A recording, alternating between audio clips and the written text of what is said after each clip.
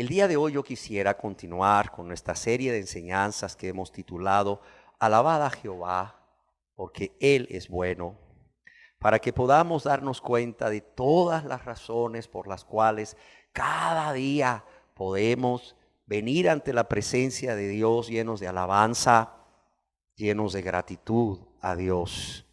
Y en el Salmo capítulo 106, verso 1, podemos leer esta verdad de la cual hemos tomado el título de nuestra serie, en donde hemos dicho el salmista, después de una expresión de júbilo y de alabanza a Dios, después de este aleluya, él dice, alabad a Jehová, porque Él es bueno, porque para siempre es su misericordia. Y hemos dicho que si su misericordia no fuera para siempre, yo me pregunto, y espero que usted también se pregunte, ¿dónde estaríamos nosotros hoy? ¿Dónde estaríamos si su misericordia no fuera para siempre? Si su misericordia hubiera terminado en el año 1900, imagínese, porque ya fue demasiada su misericordia. ¿Qué hubiera sucedido de nosotros que ni siquiera habíamos nacido? Es más, si su misericordia hubiera terminado en el año 2000, ¿qué hubiera sido de nosotros, verdad? O de todos aquellos que para ese entonces aún no habían venido a Jesús con ese corazón contrito y humillado, suplicando ese perdón, esa misericordia, ese perdón de pecados. Yo quiero decirles una vez más que es el deseo de Dios, es más, es un mandamiento de Dios para toda persona, sea cristiana o no cristiana aún, que le alabemos, que le exaltemos y glorifiquemos su santo nombre. No solo porque Él es Dios, por el solo hecho de ser Dios Él es digno de ser alabado, sino también que lo hagamos porque Él es bueno realmente y porque para siempre es su misericordia. Hemos estado meditando acerca de 14 razones por las cuales alabar a Dios. Estas 14 razones que nos da el rey y salmista David en ese salmo, el Salmo capítulo 103, verso 1 al 18, que hemos estado leyendo continuamente. Y yo espero que realmente sea un refrigerio para su alma. Sí, así como el agua fresca al alma sedienta, así también yo espero que leer todas estas razones, ¿verdad?, por las cuales debemos alabar a Dios, sea también un consuelo, ¿verdad?, un refrigerio para su alma, quizás su alma cansada, quizás su alma triste, no lo sé, quizás su alma desanimada, no lo sé, quizás en pruebas, quizás en tentaciones. Y comienza diciendo el salmista, bendice alma mía a Jehová y bendiga todo mi ser su santo nombre. Bendice alma mía a Jehová y no olvides ninguno de sus beneficios. Él es quien perdona todas tus iniquidades. Él es el que sana todas tus dolencias, el que rescata del hoyo tu vida, el que te corona de favores y misericordias, el que sacia de bien tu boca, de modo que te rejuvenezcas como el águila. Jehová es el que hace justicia y derecho a todos los que padecen violencia. Sus caminos notificó a Moisés y a los hijos de Israel sus obras. Misericordioso y clemente es Jehová, lento para la ira y grande en misericordia. No contenderá para siempre, ni para siempre guardará el enojo. No ha hecho con nosotros conforme a nuestras iniquidades, ni nos ha pagado conforme a nuestros pecados. Porque como la altura de los cielos sobre la tierra, engrandeció su misericordia sobre los que le temen.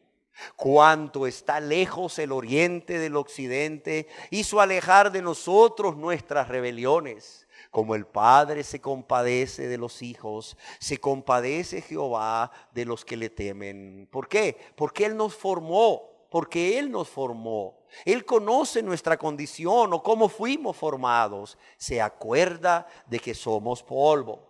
El hombre, como la hierba son sus días, florece como la flor del campo, que pasó el viento por ella y pereció, y su lugar no la conocerá más. Mas la misericordia de Jehová es desde la eternidad y hasta la eternidad sobre los que le temen, y su justicia sobre los hijos de los hijos, sobre los que guardan su pacto y los que se acuerdan de sus mandamientos para ponerlos por obra. El día de hoy yo deseo continuar exponiendo acerca de estas 14 razones que el rey y salmista David nos da para alabar a Dios. En este precioso Salmo capítulo 103, quiero hacerlo con la ayuda de Dios y con la ayuda de su palabra. Y hoy deseo dar un paso más, continuar avanzando en estas 14 razones y que hoy podamos meditar en esta novena razón por la cual toda persona cristiana o no cristiana debemos alabar a Dios. Y esta novena razón la encontramos aquí en el Salmo capítulo 103, verso 10. Y yo quiero que lo leamos juntos. Dice, no ha hecho, ¿quién no ha hecho? Dios. Dios no ha hecho con nosotros conforme a nuestras iniquidades, ni nos ha pagado conforme a nuestros pecados. Y yo quisiera que la leyéramos de nuevo y meditáramos por unos segundos en esta novena razón por la cual alabar a Dios. Y es que Dios no ha hecho con nosotros, no ha hecho con usted, no ha hecho tampoco conmigo, conforme a nuestras iniquidades. Es decir, no nos ha pagado conforme a nuestros pecados. Yo quiero preguntar a cada uno de ustedes, ¿qué creen que hubiera sucedido si Dios en su santidad y su justicia hubiese hecho con nosotros conforme a nuestras iniquidades y nos hubiese pagado conforme a nuestros pecados? A ver, vamos a ver. Por este lado, ¿quién quiere contestarme? Uno por cada fila. ¿Qué creen ustedes que hubiera sido de nosotros? ¿O qué creen ustedes que nos hubiera sucedido si Dios en su santidad y su justicia hubiese hecho con nosotros conforme a nuestras iniquidades y nos hubiera pagado conforme a nuestros pecados? A ver, ¿alguien de por acá?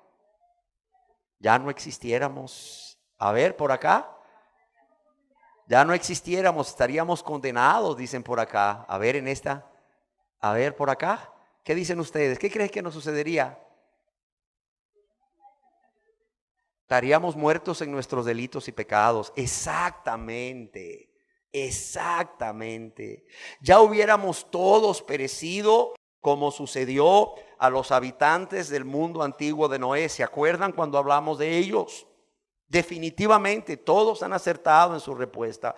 Ya no estuviéramos, ya estuviéramos condenados, ya hubiéramos perecido como sucedió con todos los habitantes del mundo antiguo de Noé, excepto ¿quién? Excepto Noé, su esposa, sus 3 hijos y sus 3 nueras. Y no solo hubiéramos perecido, como bien dijeron por acá, hubiéramos sido condenados eternamente al lago de fuego y azufre, al infierno. El predicador inglés Carlos Spurgeon escribió al respecto, dice, nosotros haría mucho tiempo que habríamos sido consignados al infierno más profundo. Pero yo creo que todos aquí debemos dar gracias infinitas a Dios y debemos alabar a Dios porque en su amor misericordioso no ha hecho con nosotros conforme a nuestras iniquidades, ni nos ha pagado conforme a nuestros pecados. Yo quisiera hoy, como parte de esta enseñanza, compartir con ustedes algunos ejemplos de esta forma de proceder de Dios. Y el primer ejemplo lo encontramos en el rey Manasés. ¿Se acuerdan? ¿Lo recuerdan? Hablamos de él en nuestra enseñanza anterior. Y hablábamos acerca de su maldad. Decíamos que fue el rey más malo de todo Judá. De modo que no hubo nunca antes que él otro rey tan malo como él, ni tampoco hubo otro rey tan malo como él después de él. Sin embargo, en la Biblia, en la palabra de Dios, como leíamos en Segunda de Crónicas, capítulo 33, versos 12 y 13, para los que les gusta anotar, leíamos que luego que este rey perverso, el rey Manasés, fue puesto en angustias al ser llevado prisionero a la ciudad de Babilonia y encarcelado ahí por los generales del ejército del rey de Asiria, Asurbanipal, pero también bajo una convicción profunda de pecado. Y después que oró a Dios, oró a su Dios, humillado grandemente en la presencia del Dios de sus padres, fue atendido por Dios, es decir, escuchado por Dios, pues Dios oyó su oración. Leemos ahí en Segunda de Crónicas 33, dice, pues Dios oyó su oración. Es decir, después de que este hombre fue angustiado, fue convicto de pecado y se arrepintió sinceramente delante de la presencia de Dios y creyó que Dios era bueno y misericordioso para perdonarle de toda su grande maldad que había cometido, este hombre oró a Jehová su Dios, humillado grandemente, y Dios oyó su oración. Y todos leíamos ese final feliz de esta historia del rey Manasés, de cómo Dios oyó su oración, fue perdonado, pero no solo eso, fue restaurado en su trono, ya que fue puesto en libertad y se le permitió que regresara a Jerusalén para reinar. En la Biblia, en la palabra de Dios, encontramos otro ejemplo de cómo Dios no ha hecho con nosotros conforme a nuestras iniquidades, ni nos ha pagado conforme a nuestros pecados. Y ese ejemplo no es una persona, ese ejemplo es un pueblo entero. Y es el pueblo de Israel, de quien Dios mismo dice en su palabra, este pueblo es rebelde con rebeldía perpetua. Y de quien Dios también dice en su palabra, oh gente pecadora, pueblo cargado de maldad, generación de malignos, hijos depravados, dejaron a Jehová y provocaron a ira al Santo de Israel y se volvieron atrás. Oiga, qué palabras las que Dios mismo pronuncia acerca de este pueblo. Oh gente pecadora, pueblo cargado de maldad, generación de malignos, hijos depravados. Dejaron a Jehová y provocaron a ira al Santo de Israel y se volvieron atrás. Sin embargo, en el libro de Esdras, en el capítulo 9, en el verso 10 y en el verso 13 y 14, podemos leer lo siguiente. Mira qué preciosa oración. Dice, pero ahora, ¿qué diremos, oh Dios nuestro, después de esto? Porque nosotros hemos dejado tus mandamientos. Fíjate bien. Pero ahora, ¿qué diremos, oh Dios nuestro, después de esto? Porque nosotros hemos dejado tus mandamientos. Y aquí el contexto es el escriba Esdras, ¿verdad? Que está ahí en la ciudad de Jerusalén, que aún está gran parte de ella en ruinas, delante de todo el pueblo. Después de haber leído el libro de Dios y después de haber venido una convicción profunda de pecado a todas estas personas. Y dice este hombre de Dios, dice, pero ahora, ¿qué diremos, oh Dios nuestro, después de esto? Porque nosotros hemos dejado tus mandamientos. ¿Y qué dice el verso 13 y 14? Mas después de todo lo que nos ha sobrevenido, ¿a causa de qué? A causa de nuestras malas obras y a causa de nuestro gran pecado, dice.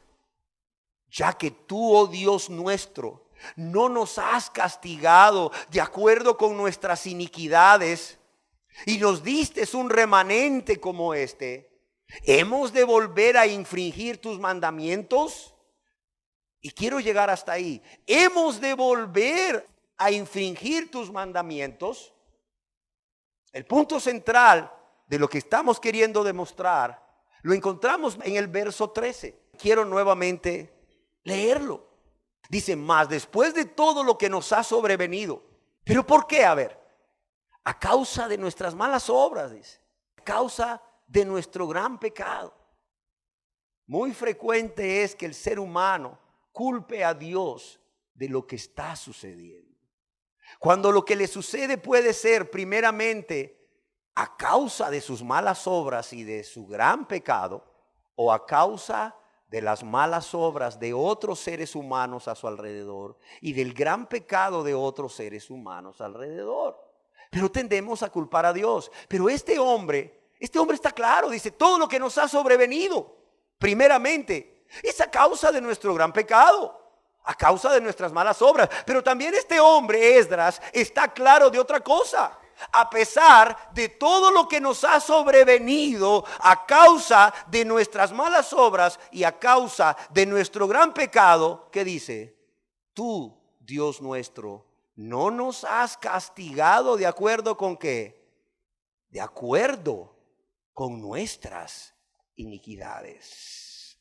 Qué importante es, amados y amadas, que lejos de estar ahí siempre señalando a Dios y culpando a Dios por lo que nos ha sucedido, lo cual no es culpa de Dios, como ya dijimos, sino por causa de nuestros pecados y nuestras iniquidades y la de otra persona que nos rodea. Qué bueno es darnos cuenta que aún aquello que pudiésemos estar sufriendo no es realmente lo que nosotros merecemos, el castigo que nosotros merecemos o las consecuencias que deberían estar viniendo a nuestra vida a causa de nuestra grande maldad y de nuestros grandes pecados. Y un tercer y último ejemplo que yo quisiera mostrar a ustedes de cómo Dios no ha hecho con nosotros conforme a nuestras iniquidades, ni nos ha pagado conforme a nuestros pecados, ya no es una persona, el rey Manasés, una persona que vivió hace muchos años.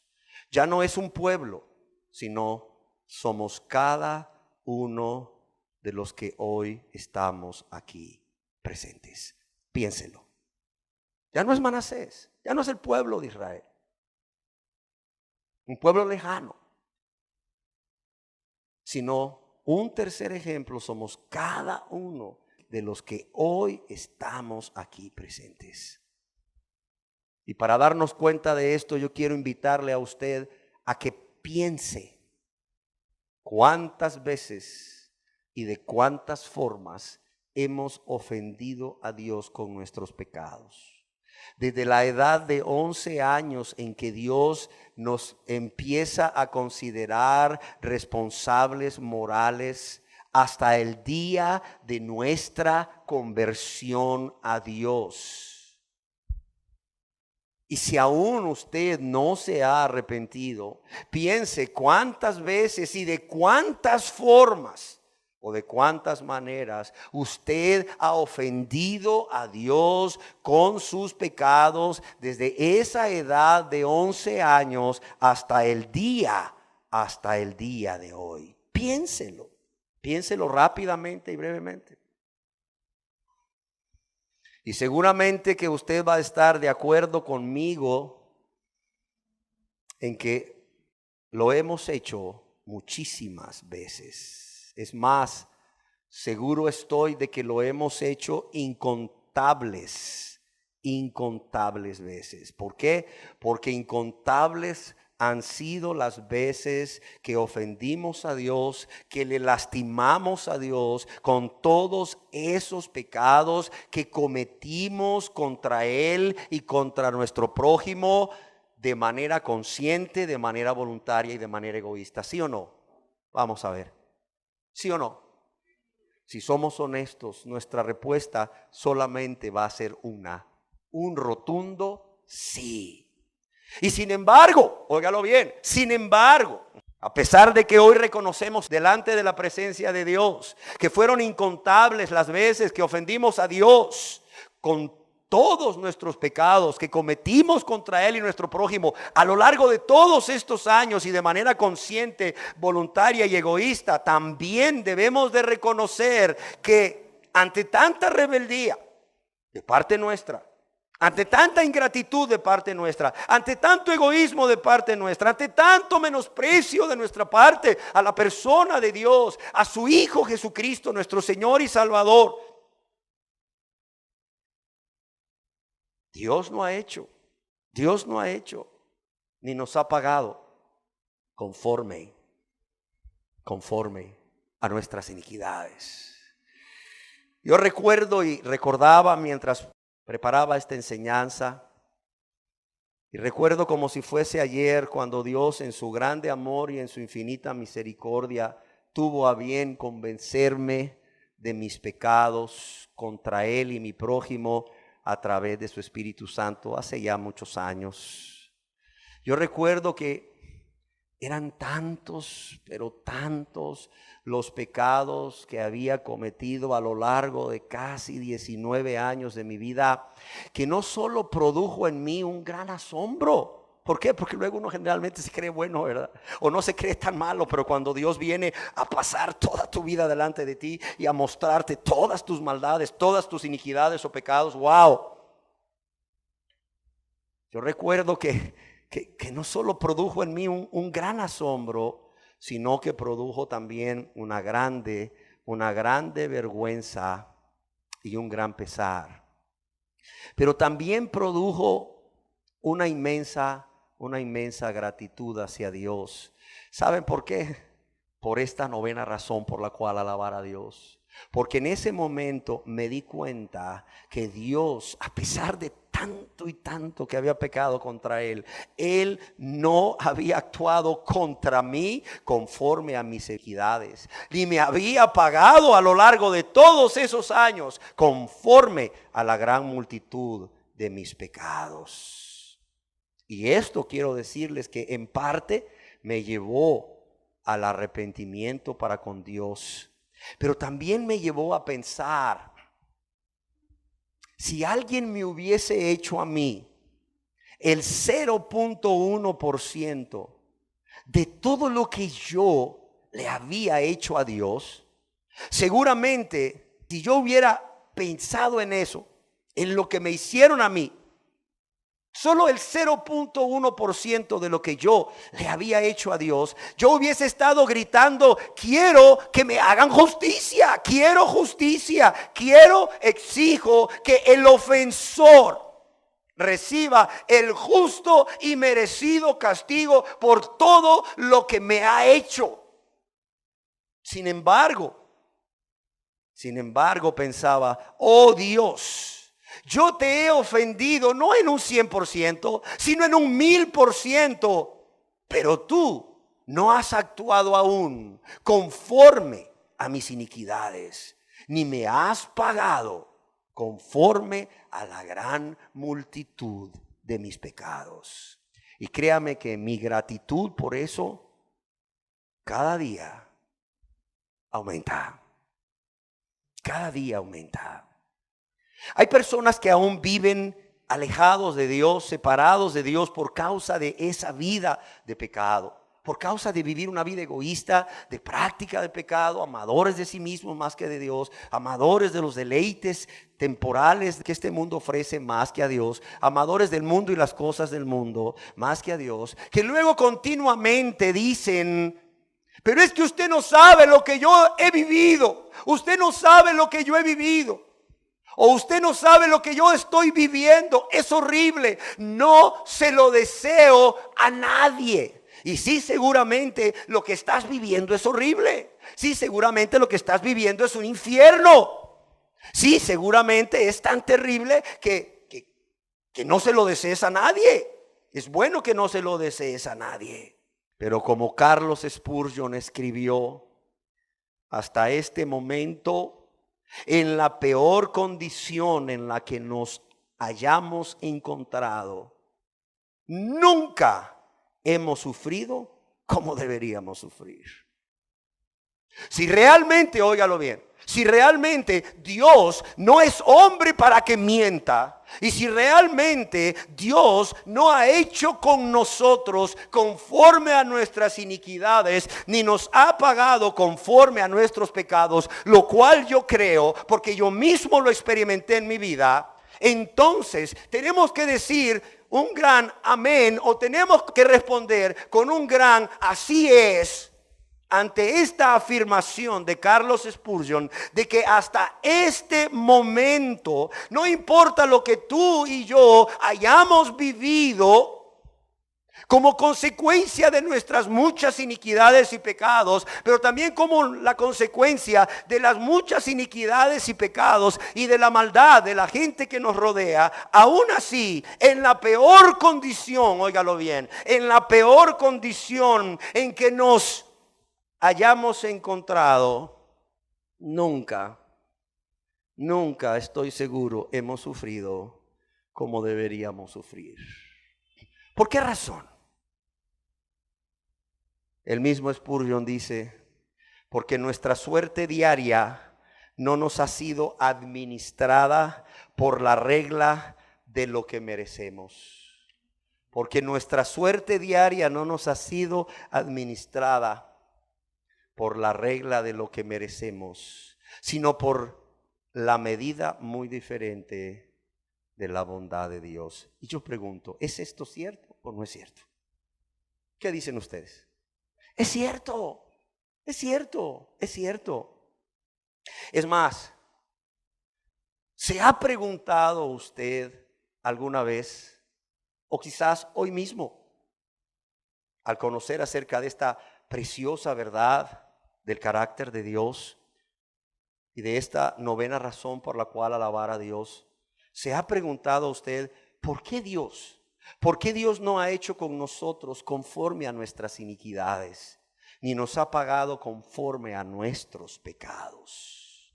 ¿Por qué creen ustedes que Dios ha actuado con cada uno de nosotros aquí presentes, con cada uno de ustedes de esta manera? ¿Quién me quiere decir? ¿Por qué creen que Dios ha actuado así? ¿Por qué? ¿Por? ¿No quiere que nadie perezca? ¿Por qué más? Por su amor y su misericordia. Amén. Antes de exponer algunas razones por las cuales Dios nos ha tratado así, yo quiero dejar en claro, o bien claro, que la razón no es porque nosotros, usted y yo, hayamos hecho alguna buena obra para merecernos este trato de Dios. Yo a veces pienso, ¿por qué la gente no tiene esa gratitud para con Dios que les lleva a arrepentirse, es decir, a renunciar a su vida de pecado y a todos sus pecados, aborreciéndolos, haciéndolos a un lado y después viniendo a Dios, confesando todos sus pecados a Él y suplicando misericordia para vivir una vida agradable a Él, obediente a Él? ¿Saben por qué? Porque en el fondo las personas creen que ese cielo tan anhelado, tan deseado por ellos o por ellas, puede ser ganado por ellos o por ellas a través de obras que ellos o ellas pudiesen hacer y que los llevase ¿a qué? A ganar el cielo. Cuando Dios nos dice enfáticamente a través del apóstol Pablo que no es por obras para que nadie se gloríe. No es por obras para que nadie tenga de qué enorgullecerse. No es por obras para que nadie un día se presente delante de la presencia de nuestro Dios, de Jesucristo, quien juzgará a todos conforme a la palabra de Dios, y decirle: Dios, Jesús, yo merezco estar a la derecha. Yo merezco estar a la derecha. ¿Por qué? Porque yo me he ganado ese puesto a la derecha. Y cuando hablo a la derecha, estoy hablando de que cuando Jesús venga, Él separará a cada una de las personas como el pastor separa las ovejas de los cabritos. Y va a decir a los de la derecha: pasad, benditos de mi Padre, al reino que os he preparado desde la fundación del mundo. Pero a los de la izquierda va a decir algo diferente: apartados de mí, malditos, no os conozco. y los va a enviar al fuego eterno. Para que nadie se presente ese día delante de la presencia de Jesús. Señor Jesús, ¿ya dividiste a los de la derecha y de la izquierda? No, todavía no los he dividido. Ah, bien, porque yo voy a la derecha, Señor Jesús. Yo voy a la derecha, yo a la derecha. Ya de antemano se lo digo, Señor Jesús. A la derecha. ¿Por qué? Por todo lo que yo he hecho. Mire, es que usted no se imagina. Yo todo lo que he hecho. No es por obras, dice Dios. No es por obras sin conversión. No es por obras sin conversión, para que nadie se gloríe. Y no es por obras después de la conversión, tampoco para que nadie se gloríe. Es por la conversión en sí. Es por la fe que es en Cristo Jesús como nuestro único y suficiente Salvador. Como aquel que en esa gran obra de amor, dejando el cielo y dejando la gloria, murió en esa cruz.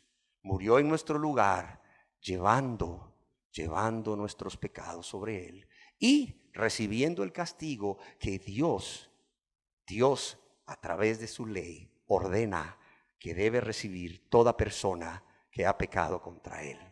Sea un pecado, sean 100 pecados, no lo sé, uno solo que fuese. La ley de Dios, la santa, justa y buena ley de Dios, esa santa ley demanda un castigo para esa persona. Aunque solo hubiera cometido un solo pecado en toda su vida, esa persona está condenada eternamente al infierno como justo castigo, a menos que confíe en Jesús como su Salvador, como aquel que murió en su lugar, recibiendo el castigo que él o ella debería recibir, satisfaciendo así las justas demandas de la ley para que un Dios justo pero también amoroso pueda perdonarle. Amén. De modo que yo quiero dejar en claro desde un principio que esa razón por la cual Dios nos trata así, no haciendo con nosotros conforme a nuestras iniquidades, ni pagándonos conforme a nuestros pecados, no es porque nosotros hayamos hecho algo o alguna buena obra para merecernos esto. Es más, permítanme leerles un texto que viene en la Biblia, en la palabra de Dios, en la epístola a los Romanos, en el capítulo 3, verso 10 y también el verso 12. Recuerden, Romanos, la epístola de la gracia. ¿Qué nos dice Dios a través del apóstol Pablo, el apóstol de la gracia? Como está escrito, ¿qué dice aquí? No hay justo ni aun uno. Antes de convertirnos a Dios, entienda, no hay justo ni aun uno. Y qué bueno que Dios dice ni aun uno, para que cualquier persona diga, bueno, es que no está muy claro eso de que no hay justo. No, dice, no hay justo, ¿qué? Ni aun uno. Y en el verso 12 dice, todos se desviaron, a una se hicieron inútiles. Dice, no hay quien haga lo bueno, no hay que ni siquiera uno. Antes de convertirnos a Dios, antes de ser lavados y limpiados con la sangre preciosa de Jesús, antes de que todos nuestros pecados hayan sido perdonados, dice, no hay quien haga lo bueno. No hay ni siquiera uno. Cuidado, esa es nuestra condición. Ahí está plasmada nuestra condición, su condición y la mía antes de convertirnos a Dios a través de ese arrepentimiento y fe en Jesús. De modo que no nos engañemos. ¿Y por qué no hay justo ni aun uno? ¿Por qué no hay quien haga lo bueno? No hay ni siquiera uno. Porque Dios mismo a través del profeta Isaías nos responde, todos nosotros nos descarriamos como ovejas, cada cual se apartó por su camino. Todos nosotros decidimos de manera consciente y voluntaria, en algún momento de nuestras vidas, entre los 11 años de edad, esa edad que decíamos en donde Dios nos considera ya responsables morales ante Él, hasta el día de hoy, todos nosotros decidimos apartarnos de Dios. ¿Para qué? Para seguir nuestros propios caminos, para hacer nuestra propia voluntad. ¿Para qué? Para gozarnos en los deleites temporales del pecado, sin importarnos lo que Dios quiere para nosotros, sin importarnos lo que Dios manda, sin importarnos lo que Dios aún siente en su corazón ante esta actitud nuestra tan egoísta, ante esta actitud nuestra antes de convertirnos a Dios, de rebeldía y de menosprecio a Dios. Amén. Entonces, si no hemos hecho nada para merecer este trato de Dios, al contrario, solo hemos provocado la ira de Dios cada día a causa de nuestros pecados, entonces, ¿por qué Dios no nos trata de esta manera? ¿Por qué Dios no ha hecho con nosotros conforme a nuestras iniquidades, ni nos ha pagado conforme a nuestros pecados? Las razones podrían ser muchas, pero voy a decir 3 de las que hoy han mencionado. Y la primera razón por la cual Dios no nos trata como nos merecemos viviendo esa vida de pecado, primeramente, o la primera razón, es por lo que ustedes ya dijeron. Por su misericordia y por su gracia. O como otros lo pueden traducir, por su amor misericordioso y como un favor inmerecido de parte de Dios para con cada pecador. Es decir, porque Dios en su gran amor, en su bondad y compasión para con todos los pecadores, ha decidido, óigalo bien, porque Dios en su gran amor, en su bondad y en su compasión para con todos los pecadores, ha decidido tener clemencia. Ha decidido tener clemencia, es decir, ha decidido no castigar conforme a sus malas obras o iniquidades o pecados al ser humano pecador culpable, sino que como un favor inmerecido por el ser humano pecador, Dios le perdona todos sus pecados. Entonces, la primera razón es por su amor misericordioso o misericordia y por su gracia. En el libro de Lamentaciones del profeta Jeremías, en el capítulo 3, en el verso 22, leemos acerca de esta primera razón lo siguiente. Dice, por la misericordia de Jehová, ¿qué dice aquí? No hemos sido consumidos. Oiga, es que lo que merecíamos, ¿sabe qué era? Que Dios realmente nos consumiera y nos condenara, como decían muy bien aquí. Pero por la misericordia de Jehová, o el amor misericordioso de Jehová o de Dios, no hemos sido consumidos. ¿Por qué? Porque nunca decayeron sus misericordias. Porque nunca decayeron sus misericordias. Al contrario, que dice el verso 23, dice, nuevas son cada mañana. Nuevas son cada mañana. Grande es tu fidelidad. Grande es tu fidelidad. El comentarista Matthew Henry escribió, el enojo de Dios tiene límites, mientras que su amor misericordioso no lo tiene. ¿Por qué razón? Porque Dios, dice Matthew Henry, es una fuente inagotable de misericordia y su compasión no mengua, no disminuye, ni siquiera, óigalo bien, en su furor. Ni siquiera cuando en su furor Dios parece haber cerrado con llave sus compasiones. Yo creo que estas cosas que leemos son dignas de ser meditadas. Y al meditarlas, yo espero que Dios, por medio de su Espíritu Santo, te lleve a dejar de verte a ti mismo o a ti misma, si aún no te has convertido a Dios, para poner tus ojos en Dios, para poner tus ojos en su amor misericordioso, que hace que el enojo de Dios tenga límites, mientras que su amor misericordioso para contigo y conmigo no lo tenga.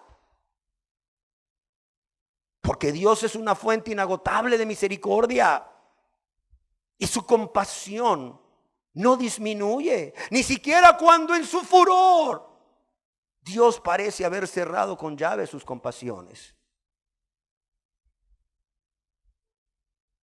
Porque estos ríos de misericordia, dice Henry, fluyen de lleno y constantemente y nunca se secan. Pero la pregunta es, ¿cómo estamos nosotros pagando a aquel que ha puesto límites a su enojo, pero no le puso límites a su amor misericordioso para con todos aquellos que hemos provocado su enojo, que hemos provocado su ira a causa de nuestros pecados? O sea, realmente, ¿cuál es nuestra respuesta a ese amor misericordioso de Dios? Piense, ¿cuál es su respuesta? ¿Cómo está usted respondiendo a ese amor misericordioso de Dios al cual Dios no le ha puesto límites? ¿Cuál es su respuesta a Dios, que es una fuente inagotable de misericordia para con cada uno de nosotros aquí? Pero hoy quiero personalizar esta verdad. ¿Cómo está usted respondiendo a Dios, que ha sido y será una fuente inagotable de misericordia para con usted? Mire, yo estoy seguro que aquí todos tenemos un testimonio que decir acerca de la misericordia de Dios. Y si no lo has visto en tu vida, que estoy seguro que así es, lo has visto en la vida de un ser muy querido, de un ser muy cercano. Y has visto cómo Dios ha tenido misericordia de esa persona. Y quizás a través de esa persona, o al tener misericordia de esa persona muy cercana, muy querida, un familiar, no lo sé, también Dios ha tenido misericordia de ti. Y dices, wow, qué Dios más bueno, qué Dios más misericordioso. No hay otro como Él. Pero la pregunta es, si Dios en su misericordia no solo ha tenido misericordia de ese ser amado y ese ser cercano o familiar, sino también para contigo. Porque el que le puso límites a su enojo, no le puso límites a su amor misericordioso, sino que al contrario, es una fuente inagotable de misericordia para contigo cada día. ¿Cómo estás respondiendo a Él? ¿Cómo estás respondiéndole? ¿Estás obedeciéndole? ¿Realmente estás dispuesto a reconocer tus pecados, todos tus pecados por nombre, y a reconocer que has pecado contra Dios y tu prójimo, y a reconocerte culpable por ello, sin justificarte, sin poner excusas? ¿Estás dispuesto a decir hasta aquí, se acabó, ya no más, ya no más? Ya no quiero seguir en esta vida egoísta y de pecado. Por amor a Dios primeramente, por amor a ese Dios misericordioso. Porque ahora entiendo que con mis pecados lo lastimo, lo ofendo, produzco dolor en su corazón, pero también a mi prójimo. Se acabó. Si estás dispuesto a venir delante de su presencia, a confesarle todos tus pecados, pecados que Él ya conoce, que Él mismo ya mandó a escribir ahí en los libros de los cielos, y decirle, perdóname, ten misericordia de mí, oh Dios. Conforme a la multitud de tus piedades, borra mis rebeliones. ¿Estás dispuesto a decirle como el rey David, ten misericordia de mí, oh Dios? Conforme a la multitud de tus piedades, borra mis rebeliones. Porque yo reconozco mi pecado. Mi pecado está siempre delante de mí. Contra ti solo he pecado y he hecho lo malo delante de tus ojos. ¿Estás dispuesto? ¿Estás dispuesta? Y es que déjeme decirle que la segunda razón por la cual no ha hecho con nosotros Dios conforme a nuestras iniquidades, ni nos ha pagado conforme a nuestros pecados, es precisamente por eso. Porque Dios no desea la muerte del que muere, sino que se arrepienta y viva. Sino que se arrepienta y suplique el perdón de Dios. ¿Y qué quiere decir Dios cuando en su palabra, en el libro del profeta Ezequiel, a través del profeta Ezequiel, capítulo 18, verso 32, Él nos dice que Él no quiere la muerte del que muere? Dice, porque no quiero la muerte del que muere. No quiero, dice Dios, la muerte del que muere. Dice Jehová el Señor, convertíos pues y viviréis. Convertíos pues y viviréis. ¿Qué quiere decir Dios cuando dice que Él no desea, que no es su deseo que el ser humano sea condenado eternamente? Que ese ser humano que Dios creó en el vientre de su madre, que ese ser humano que eres tú tú y yo, a quienes Dios creó en el vientre de nuestra madre y a quienes Dios ha conocido desde siempre, seamos condenados eternamente. Cuando Dios dice que no desea la muerte del que muere, es que Él no desea que el pecador que muere en su maldad y pecado sea condenado. Él no desea que exista esa separación eterna entre Él y el pecador que muere en sus pecados, sino, dice aquí, convertíos pues y viviréis, sino que se arrepienta de sus pecados y sea perdonado. Aquí mismo en el libro del profeta Ezequiel, a través del profeta Ezequiel, en el capítulo 33, en el verso 11, Dios nuevamente nos repite esta verdad, este deseo de Dios acerca de que no quiere la muerte del que muere, la muerte del impío. Dice, diles, oiga bien, es Dios hablando a través del profeta Ezequiel. No soy yo, no es ni el profeta mismo, es el profeta hablando por Dios. O Dios hablando a través del profeta. Dios le dijo al profeta, diles. Vivo yo, dice Jehová el Señor, que no quiero ¿qué? La muerte del impío.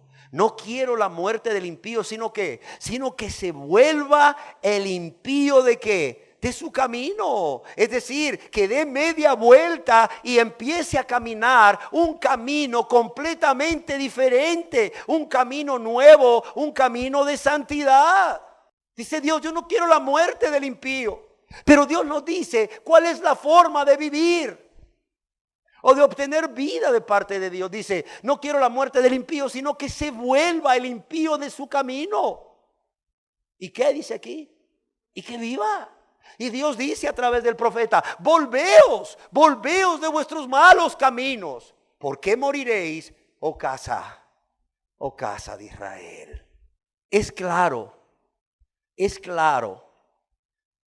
a través de la Biblia, y es claro cuál es el deseo o la voluntad de Dios en su gran amor misericordioso. Y es que aun cuando Dios ha de juzgar a cada uno según sus caminos, Dios espera pacientemente que cada ser humano pecador se vuelva de sus malos caminos. ¿Para qué? Para vivir, para amar a Dios con todo su corazón, su alma, su mente y sus fuerzas, y a su prójimo como él o ella mismos. Pero también para hacer su voluntad. Porque ¿cómo le manifestamos a Dios en esta vida diaria que nos ha tocado vivir en esta tierra, que realmente lo amamos? ¿Cómo se lo manifestamos? ¿Con nuestras palabras? Sí. Pero ¿saben cómo? Dice, el que me ama, ¿qué dice? Jesús mismo. Mis mandamientos guardará. El que me ama, guarda mis mandamientos. O mis mandamientos guardará. Dios espera que cada ser humano se vuelva de sus malos caminos para amarle, como ya dijimos, pero también para vivir, para hacer su voluntad. Y que su voluntad o el hacer su voluntad no sea gravosa, es decir, no sea una carga, como diciendo, ay, también esto tengo que hacerlo. A ver, ¿y qué más tengo que hacer? No, pues Dios manda que usted haga, óigame, también eso. Oye, aquí son muy exagerados. No, aquí son muy legalistas. Como dicen en mi pueblo, dicen algunos, oiga, ni tanto que queme al santo, hombre, ni poco que no lo alumbre. Oiga, un intermedio, un equilibrio santo. No, espérame. No es así. Dios espera que el pecador se vuelva de sus malos caminos. Óigalo bien, en ningún momento Dios está diciendo que espera que el pecador pase al frente, se arrodille y después de derramar unas lágrimas, y con respeto lo digo, de cocodrilo, porque son del diente al labio, ¿verdad? Y lo que están pasando es meramente superficial, ¿verdad? Repita una oración mecánica sin realmente haber convicción de pecado, arrepentimiento y verdadera fe o fe bíblica en Jesús, y luego salga diciendo, aleluya, soy hijo de Dios, y que todo el mundo diga, oiga, ya supiste, fulano de tal aceptó a Cristo, gloria a Dios. Pero seguir viviendo como diablos, hombre, eso no es lo que Dios quiere. Ya lo vimos, ¿verdad? Desde el Antiguo Testamento y a lo largo de todo el Nuevo Testamento. Cuando Jesús abrió su boca para predicar, después de cuántos años de estar ahí en silencio viendo todo lo que estaba pasando a su alrededor, Él abrió su boca. ¿Y cuál fue la primera palabra que pronunció cuando envió el primer mensaje al mundo pecador? ¿Cuál fue la primera palabra que pronunció? Qué linda fue: paz a vosotros, dice la Biblia. Léalo ahí en el Evangelio según San Mateo. Él dijo, Él se paró ante la multitud y dijo, Shalom, Shalom. Paz a vosotros, sean prosperados y bendecidos todos ustedes. No, ¿saben qué dijo? Por ahí lo oí. Dijo, arrepentíos. Dijo, arrepentíos y creed. Y en su palabra se nos dice que Él predicaba en las aldeas y ciudades de ellos, sanando a los enfermos, haciendo misericordia, pero también predicando las buenas nuevas del reino de Dios. Y para eso les decía, arrepentíos, arrepentíos. Dios no quiere la muerte del que muere, sino que viva. ¿A través de qué? De un convertirse a Él, de un volverse de sus maldades y de sus pecados a Dios, a Dios. Amén. ¿Cuántas personas hoy en día, quizás convictas ya de pecado por Dios a través de su Espíritu Santo y su palabra, han perdido quizás al ver la grandeza de su culpa y ante tan gran vergüenza y pesar por haber pecado contra Dios, han perdido toda esperanza de reconciliarse con Dios, de ser perdonados por Dios, de tener una relación personal de amistad íntima con Dios. Y se preguntan, bueno, ¿cómo viviremos? ¿Cómo viviremos? Y podemos ver, amados, aquí y a lo largo de toda la Biblia, que la respuesta de Dios es una sola: arrepiéntete, arrepiéntete. Hay esperanza aún para el peor o el más malo de los pecadores. Y ejemplo de ello, como lo mirábamos, es el rey Manasés, pero también en el Nuevo Testamento ejemplo de que hay esperanza de perdón para el peor o el más malo de los pecadores, es aquel hombre judío conocido como Saulo de Tarso, quien él mismo se hacía llamar a sí mismo como el primero de los pecadores, o el más grande de los pecadores. Pero, ojo, esta esperanza solo se encuentra, y lo vemos desde el Antiguo Testamento y a lo largo de todo el Nuevo Testamento, si cada uno de nosotros de manera consciente y voluntaria, con la ayuda de Dios, se vuelve de sus pecados, es decir, rechaza sus pecados, se aparta de todos ellos aborreciéndolos, mas no como muchos están haciendo, como es pasándolos por alto, tratando de ocultar sus pecados delante de los seres humanos que les rodean, como si Dios no viese lo que están haciendo, o aún lo que están pensando, lo que están sintiendo.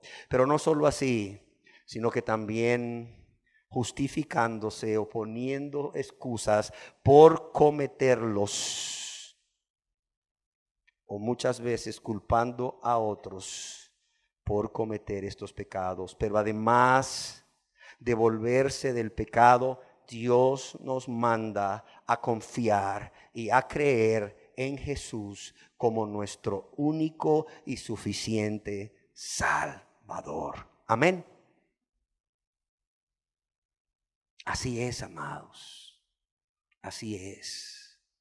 Aquí mismo en el libro del profeta Ezequiel, capítulo 18, verso 30 y 32, vemos cómo Dios manda a decir al pueblo cuál es la forma o qué tienen que hacer ellos para realmente morir. Y Dios dice, por tanto, yo os juzgaré a cada uno según sus caminos. Miren qué verdad. Yo os juzgaré a cada uno según sus caminos, oh casa de Israel. Pero esta verdad no solamente es para el pueblo de Israel, es para todos y cada uno de nosotros hoy aquí presentes. Dios juzgará a cada uno según nuestros caminos. A los convertidos en el tribunal de Cristo. A los convertidos en el tribunal de Cristo. Pero a los no convertidos, a los que menospreciaron la misericordia, la gracia de Dios y murieron en ese estado de rebeldía, de vida de pecado, en lo que se ha venido a llamar en la Biblia el gran juicio del trono blanco. Amén.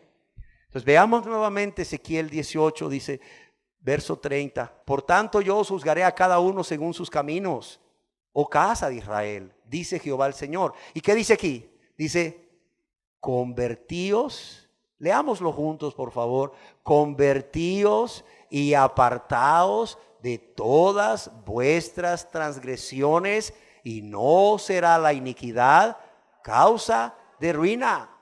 Y dice, echad, leámoslo todos por favor, echad de vosotros todas vuestras transgresiones con que habéis pecado y haceos un corazón nuevo y un espíritu nuevo. ¿Por qué moriréis, casa de Israel? Porque no quiero la muerte del que muere, dice Jehová el Señor. Convertíos pues, ¿y qué? Y viviréis. Convertíos pues y viviréis. Y una tercera razón de por qué Dios no ha hecho con nosotros conforme a nuestras iniquidades, ni nos ha pagado conforme a nuestros pecados, es porque Dios, óigalo bien, Dios ya ha tratado a otra persona como nosotros merecíamos ser tratados. Óigalo bien. Piensen en esto, por favor, además de las razones anteriores. Una tercera razón por la cual Dios no ha hecho con nosotros conforme a nuestras iniquidades, ni nos ha pagado conforme a nuestros pecados, es porque Él ya ha tratado a otra persona como nosotros merecíamos ser tratados, o como tú mereces aún ser tratado o ser tratada si es que vives aún en tus delitos y pecados. Ya trató a alguien como merecíamos. Ya hay una persona que fue azotada, que fue herida por Dios, que fue abatida, es decir, llevada hasta lo más bajo, hasta morder el polvo. Cosa que nosotros merecíamos padecer. Y yo quiero preguntar a ustedes, ¿quién creen ustedes que es esa persona a quien Dios ya ha tratado como nosotros merecíamos ser tratados? ¿Quién es esa persona? Claro, Jesucristo. Jesucristo. ¿Y por qué lo ha tratado como nosotros merecíamos ser tratados?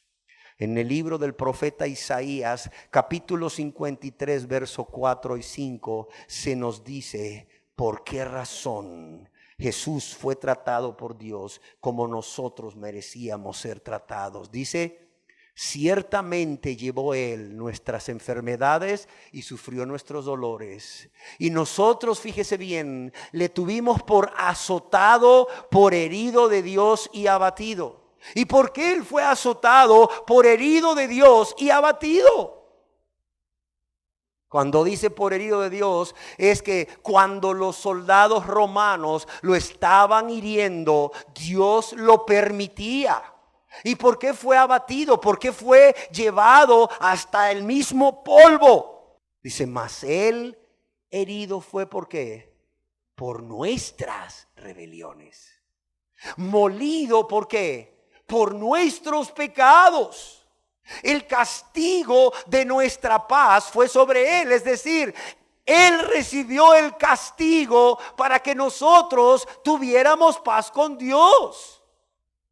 Y por su llaga fuimos nosotros curados. Qué impresionante. Mas él herido fue por nuestras rebeliones, molido por nuestros pecados. Al inicio de esta enseñanza les comentaba que una de las cosas que me llevó a mí al arrepentimiento y a esa entrega a Jesús fue primeramente el hecho de que al tener esa convicción de pecado y al yo reconocer pero cuánto había yo ofendido a Dios a través de mi pecado y de mis maldades, y cómo Dios a mí no me había pagado conforme a mis iniquidades hasta ese momento, ni me había pagado conforme a mis pecados. Yo quiero decirles que la otra razón, la segunda razón que me empujó a mí a convertirme a Dios en arrepentimiento y fe en Jesús como mi único y suficiente Salvador, fue esta. Ante la convicción de pecados, ante el reconocerme culpable delante de Dios de tanta maldad, y luego al entender que Jesús había recibido el castigo que yo debía haber llevado, había sido herido por Dios, azotado por Dios, molido por Dios, abatido por Dios en mi lugar. Eso terminó de quebrantar mi corazón egoísta. Eso hizo que mi corazón egoísta reventara en 1000 pedazos. ¿Cómo es posible?, decía yo. Y estaba yo ahí diciendo, ¿cómo es posible que habiendo sido yo culpable, que habiendo sido yo tan grande pecador delante de Dios, tan malo delante de Dios? O sea, Jesús, el que no hizo nunca nada. Jesús, el que vivió en esta tierra para dar honra y gloria a Dios, guardándose de pecado. Jesús, el justo, el santo, el amoroso, el bondadoso, fuese a morir en esa cruz del Calvario en mi lugar por mis pecados, fuese herido por mis rebeliones, molido por mis pecados, fuese él el que recibió los escupitajos ahí, las escupidas que hacían en su rostro, fue él a quien le agarraban los pelos de la barba y le jalaban los pelos de la barba produciéndole ese dolor. Fue a él a quien le pusieron una corona de espinas en la cabeza, porque él tenía que llevar el castigo por todos aquellos malos pensamientos que yo albergué en mi mente, que eran pecaminosos. Fue él el que tuvo que ser latigados, recibir latigazos, y su espalda ser destrozada, literalmente ser destrozada su espalda a latigazos, para recibir el castigo por todas las veces que yo le di la espalda, amándome a mí mismo y no a él, haciendo mi voluntad y no la suya, despreciándolo y amando el pecado, despreciándolo y amando el mundo y las cosas del mundo, despreciándolo y amando al diablo. Yo dije, Dios mío, ¿cómo es posible que tú hayas castigado en él mis pensamientos pecaminosos todas las veces que yo le di la espalda? Y luego cuando leía yo que sus manos y sus pies habían sido clavadas en la cruz de ese madero áspero, yo decía, Dios mío, ¿cómo es posible que Jesús de manera voluntaria y por amor haya puesto sus manos para ser ahí clavadas, para recibir el castigo por todas las veces que yo usé mis manos para hacer algo indigno delante de la presencia de Dios, para hacer algo que realmente era pecado delante de la presencia de Dios? Y cuando clavaron sus pies, yo decía, Señor, ¿cómo es posible que me amases tanto como para que pusieses tus pies de manera voluntaria, para que fuesen clavados por aquellos soldados romanos crueles, para llevar el castigo de todas las veces que yo corrí con mis pies a hacer el mal y no hacer tu voluntad? Que yo corrí para deleitarme en el pecado, en esos gozos temporales del pecado. Y eso fue lo que terminó de concluir lo que había iniciado con la obra de convicción. Eso fue. Porque ¿cómo dudar de quién era yo? Un vil pecador merecedor de un castigo eterno. Pero ¿cómo dudar de que Dios quería perdonarme a través de Jesús? Si Jesús estaba demostrando al dejar el cielo y al dejar la gloria y al morir de la manera que murió, estaba demostrando su gran amor por mí y cómo Él quería y podía ser ese Salvador que yo tanto necesitaba, Piénselo, querida persona que hoy está aquí, piénselo. Como parte de esta tercera razón de por qué Dios no nos ha tratado como nos merecemos, es porque además de que Él ya trató a otro como nosotros merecíamos ser tratados, fue otro el que llevó nuestros pecados sobre sí y fue otro el que recibió el castigo que nosotros deberíamos recibir. Para los que les gusta anotar en el libro del apóstol San Pablo a los Gálatas o en la carta del apóstol San Pablo a los Gálatas, capítulo 1, verso 4, leemos: el cual, hablando de Jesús, el cual se dio a sí mismo, dice, por nuestros pecados. Me encanta. El cual se dio a sí mismo. ¿Por qué? Por nuestros pecados. Al que no cometió pecado, también nos dice Dios, a Jesús por nosotros lo hizo pecado. Porque Él llevó nuestros pecados. Él llevó nuestros pecados en su cuerpo sobre el madero. Y eso lo podemos leer ahí en la primera epístola universal de San Pedro apóstol, capítulo 2, verso 24, como Él mismo, Jesús, primera de Pedro 2, 24, dice: quien llevó Él mismo, ¿qué dice aquí? ¿Sus pecados o nuestros pecados? Nuestros pecados. Quien llevó Él mismo nuestros pecados en su cuerpo sobre el madero. ¿Para qué? Para que nosotros, estando muertos a los pecados, ahora, gracias a su perdón y a su misericordia, vivamos como, vivamos a la justicia o para la justicia, para hacer lo que es recto, justo, agradable a Dios, y por cuya herida fuisteis sanados. Yo quiero decirles que esta verdad de que Dios ha tratado a otro, a Jesús, como nosotros merecíamos ser tratados, y por eso es que no nos ha pagado conforme a nuestras iniquidades ni conforme a nuestros pecados. Esto de que otro, Jesús, llevó nuestros pecados sobre sí para recibir el castigo que nosotros deberíamos recibir, ha llevado a muchos a la conversión. Ha llevado a muchos a la conversión. Esto es, no el temor a un infierno, no el interés por las bendiciones de Dios o el interés mismo a tener una vida eterna con Él en la gloria, lo cual no es nada despreciable, te lo digo, sino esto, lo que Dios hizo con Jesús para que Él recibiese el castigo que nosotros debíamos llevar. Thomas Chisholm escribió acerca de Jesús, impresionado por esta verdad, que por cierto lo llevó también a convertirse a Dios. Él escribió en un poema, nada más te traigo una estrofa, hablando de Jesús, dice: fue contado entre pecadores, lo tuvimos por herido de Dios, el sacrificio consumó, la ira santa apaciguó, y mi pecado sobre Él cargó.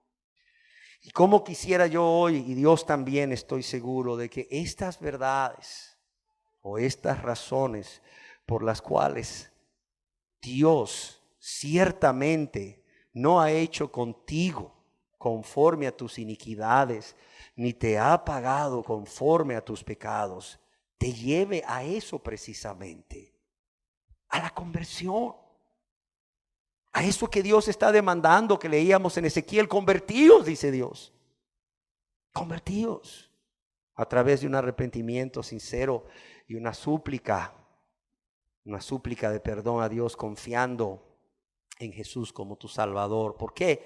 Porque cuando en la Biblia se nos dice que Él mismo llevó nuestros pecados en su cuerpo sobre el madero, que Jesús mismo no permitió, óyelo bien, qué gran amor, aún sabiendo. O pregunto, hago un paréntesis, ¿ustedes creen que cuando Jesús estaba en la gloria, a la diestra de Dios, no sabía, cuando Él decidió venir a la tierra a morir por nosotros, ¿ustedes creen que Él no sabía que le iban a hacer todo lo que le hicieron? ¿Qué dicen ustedes? ¿Sí o no? Claro que lo sabía. Cuando Él dijo: heme aquí, envíame a mí, yo voy a ir. ¿Ustedes creen que no lo sabía? Claro que lo sabía. Él sabía cómo lo iban a abandonar, Él sabía cómo lo iban a maltratar, Él sabía de qué manera iba a morir. Claro, nada más lee el Salmo 22, es un salmo mesiánico. Y ahí te describe la crucifixión que tendría Jesús, o los dolores o los horrores de la crucifixión. Sin embargo, qué precioso es cuando Dios nos dice en su palabra a través del apóstol Pedro que Jesús llevó Él mismo nuestros pecados en su cuerpo. Es decir, dijo: no, Padre, esto no se lo dejes a Moisés, de modo que Moisés vuelva a la tierra para hacer eso. No, Isaías tampoco, Señor, Isaías tampoco. Entonces, ¿a quién mandaremos?, dijo Dios el Padre. Al arcángel Miguel. No. La salvación de todos y cada uno de ustedes y mía. En ese momento Jesús la tomó como algo personal y dijo: no, eso déjamelo a mí. Oye, sabiendo cómo iba a ser tratado, sabiendo cómo iba a morir, sí, Él dijo: eso déjamelo a mí. La salvación de Luis y la salvación de cualquiera de los que estamos aquí, tu salvación y la mía. Él dijo: eso es un asunto mío, eso es un asunto personal, de eso me voy a encargar yo, y no voy a dejar algo tan importante en manos de otro. ¿Cómo valoró Jesús nuestra salvación, sí o no? ¿Cómo la valoró, sí o no? De modo que Él de manera personal se hizo cargo.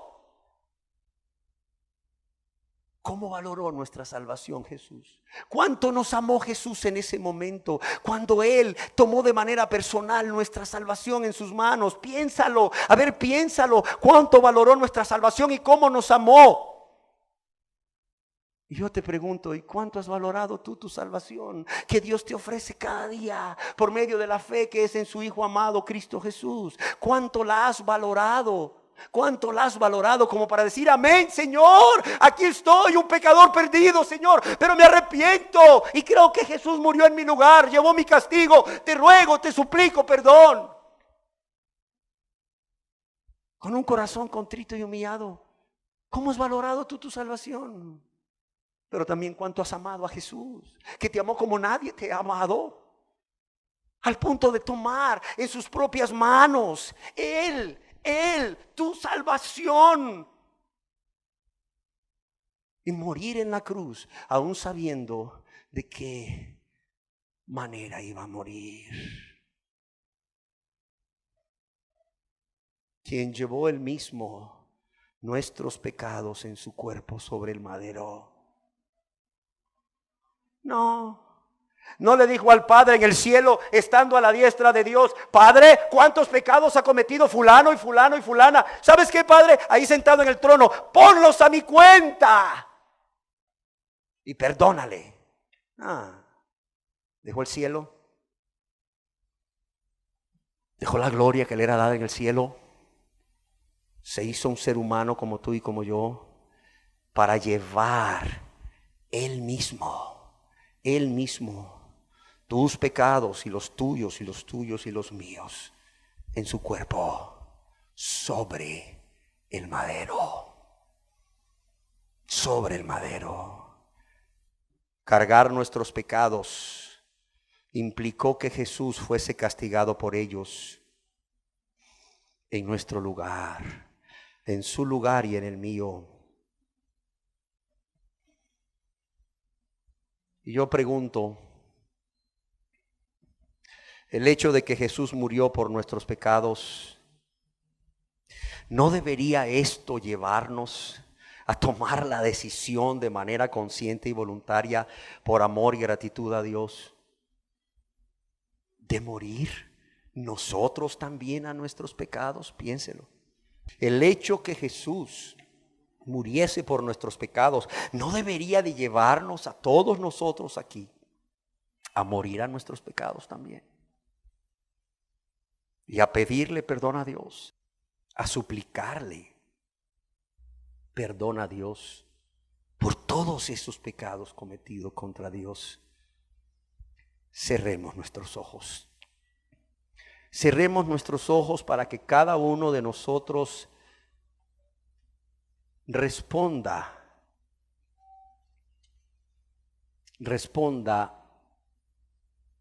a esta pregunta. Para que cada uno de ustedes se responda a esta pregunta.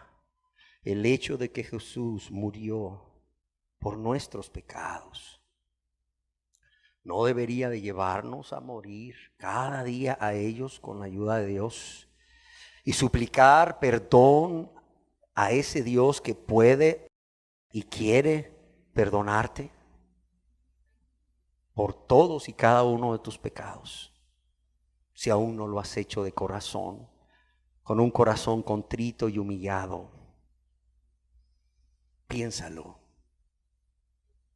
Piénsalo. Si tu respuesta es sí, ¿cómo no, pastor? El hecho de que Jesús murió por ellos, eso claro que debería de llevarme a morir a ellos, a nuestros pecados o a mis pecados.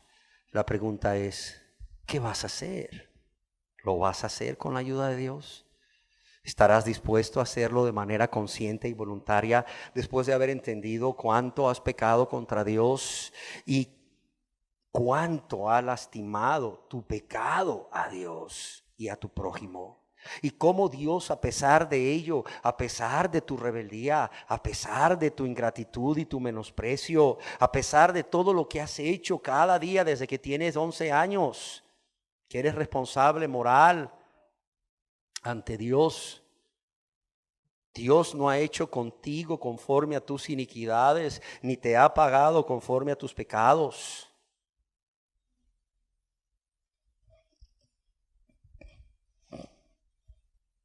Yo pregunto, ¿por qué no lo haces? ¿Por qué no realmente decides volverte de tu mal camino para no seguir ofendiendo a Dios y lastimándolo? ¿Por qué no decides también confesar tus pecados a Dios, pero también suplicarle a Dios el perdón de todos esos pecados? Dios, en su forma de actuar para con los pecadores que aún se aferran a sus pecados y al mundo y las cosas del mundo y a los deseos pecaminosos de los ojos y de la carne, resistiéndose a arrepentirse y creer en Jesús como su único y suficiente Salvador. Hasta el día de hoy, y tú dirás amén a esto, hasta el día de hoy se ha mostrado como un Dios misericordioso y lleno de gracia. Tienes que reconocer que Dios ha sido paciente y ha soportado cada día tanta rebeldía, tanto menosprecio, tanta ingratitud de cada pecador que lo rechaza y de cada pecador que se resiste a convertirse a Él para ser perdonado de todos sus pecados. Sin embargo, a pesar de ello, podemos ver, y tú lo puedes ver también, cómo su misericordia es constante cada día. Es nueva cada mañana. A pesar de la ingratitud con que Dios se encuentra cada día. Pero cuidado, no olvidemos que Dios no contenderá para siempre con el ser humano.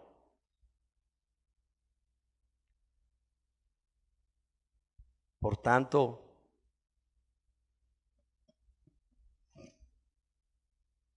yo te ruego y te suplico que no menosprecies esa invitación que Dios te hace de venir a Él, arrepintiéndote de todos tus pecados y confiando en Jesús como tu único y suficiente Salvador. Recuerda las palabras de Dios: he aquí ahora el tiempo aceptable, he aquí ahora el día de salvación. Recuerda las palabras de Dios a través del apóstol Pablo: he aquí ahora el día aceptable, he aquí ahora el día de salvación, el día de volverse de sus malos caminos y de creer en Jesús, de confiar en Jesús como su único y suficiente Salvador. Por lo cual te pido hoy que no recibas en vano esa gracia de Dios que se manifiesta cada día en darte vida, en darte uso de razón, en exponerte a su palabra de una u otra forma, aún invitándote a venir a Él para ser salvo, aunque ya reconoces que no lo mereces y que Dios no está obligado, pero Dios quiere hacerlo en su amor misericordioso y en su gracia, porque no quiere la muerte del que muere, sino que quiere que te arrepientas y confíes en Jesús para ser perdonado, para ser salvo. Pero también porque Dios ya trató a otro, a Jesús, como tú has merecido ser tratado por causa de tus pecados, sin haber cometido el pecado. Piénsalo y toma una decisión. Y toma una decisión hoy mismo.